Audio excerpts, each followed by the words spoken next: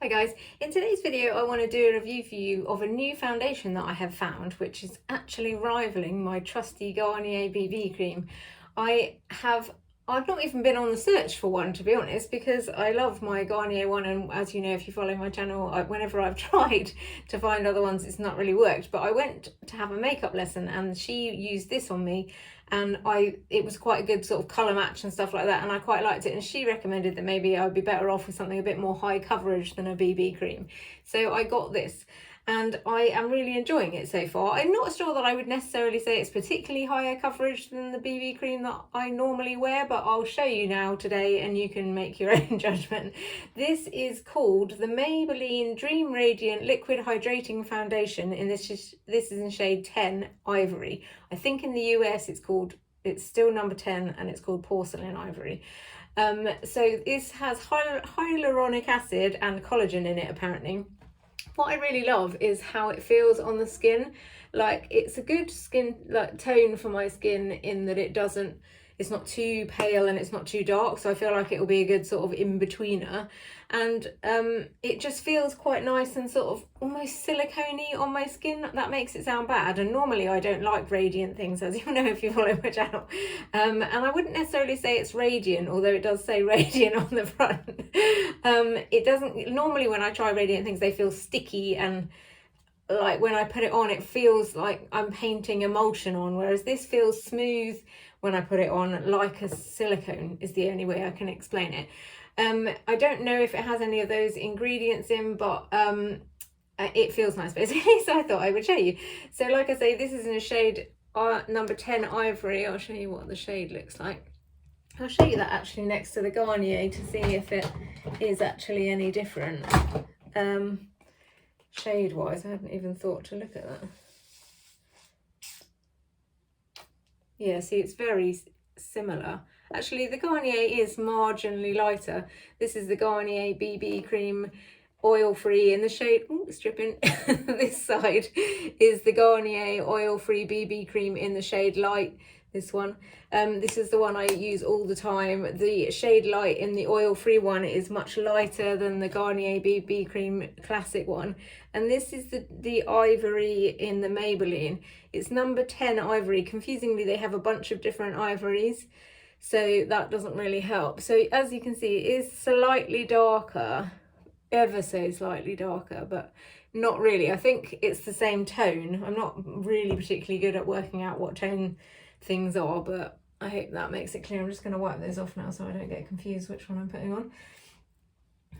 Yeah, so I have been enjoying this, and since I bought it I've been reaching for this over the Garnier, which, as you know if you follow my channel, is a big deal because I love that stuff and I have been using it for years and years and years.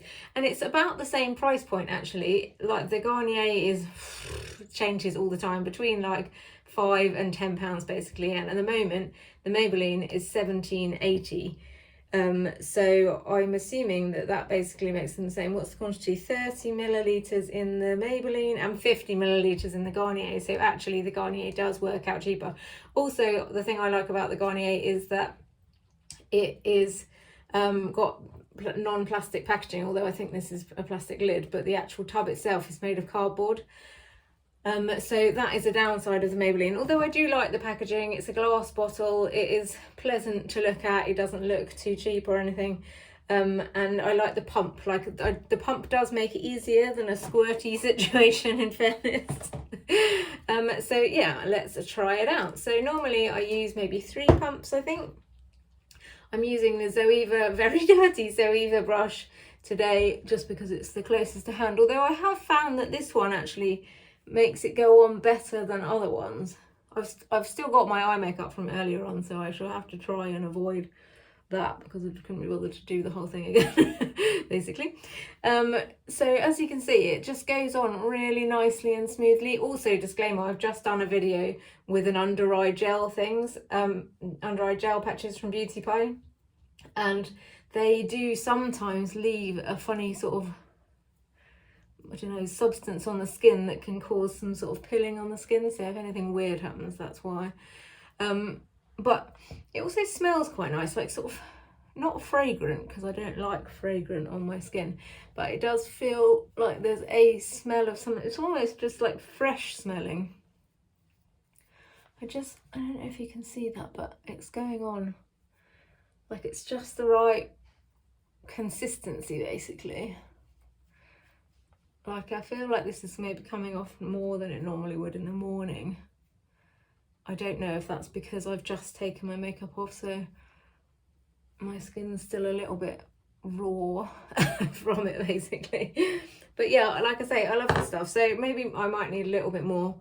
So that's probably 4 pumps, but they're only dinky little pumps in fairness, whereas the Garnier I would tend to just sort of like put a big splodge on my hand and work from there, which does go a lot quicker, I feel, because sometimes you can accidentally over splodge as it were, whereas when you've got pumps you're sort of limited to that pump size, which I think also helps to remember how much you actually need. Like if you know you have 3 pumps, then it's easier to remember that than it is to control your splodging. I'm not sure if I'm making any sense, but it makes sense to me.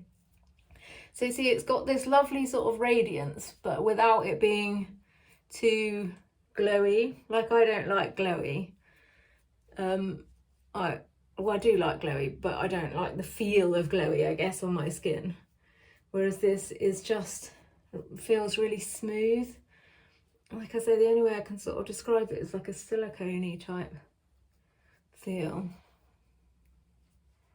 But see, I think that's just, I mean, you saw how red my skin was before I started. Like, I've got really red skin, and this is helping to even that out, like, and cover up. I mean, these, it always astounds me when I take my makeup off, like how bad my skin is, like how not bad, it's not bad skin, it's just red. And when the actual act of taking my makeup off makes it even redder, basically. So it's always quite sort of scary when you first do it. But yeah, like, I think that is beautiful. It's just the right amount. As you know, if you follow my channel, I now basically just take a bit of tissue. So I've got a bit of tissue, and then just going around the edges. I had a bit of a situation, so I had to go and get a new bit of tissue. Yeah, I just like to sort of rub around the edges of my hairline and in my sort of sideburns to make sure that I've got any sort of patches of it out, and same on my eyebrows, just to get rid of, although to be fair, I don't know if I actually did my eyebrows much because they already had like eyebrow stuff in them. And same on my lips, because look how ghostly I look. And then weirdly I go back over it again with the same thing and essentially put back what I've just wiped off. But for some reason I find that it works. Like you're just taking off any excess and then just sort of re-blending in essentially the edges, just so it doesn't look too stark. But see, look at that, what a lovely coverage that is. Like, I don't know if it's just me, but I just think that's a really good shade on me and a really good coverage. Like, it's covering it like slightly more than a BB cream, I would say. Let me know what you think. Maybe you're thinking I look terrible, but like I feel like it's covering slightly more than a BB cream, but without feeling heavy like a foundation, basically. Like I often avoid foundations for that reason. Like I don't want to feel like I've got a particularly heavy coating of anything on my face. So yeah, that's it really. I'm just going to do a quick powder over the top just to sort of de-shine, and so you can see what it looks like with a bit of powder over the top.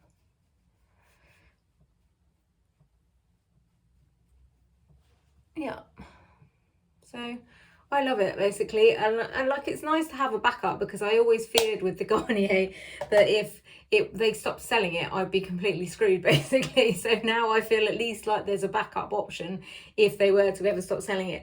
Will it replace my Garnier? I don't know, time will tell. It has been the last few days since I've had it. I have been using it over the Garnier, so maybe it will. We shall see. If you've enjoyed this video in any way, then please like and subscribe, and thanks for listening. Good night.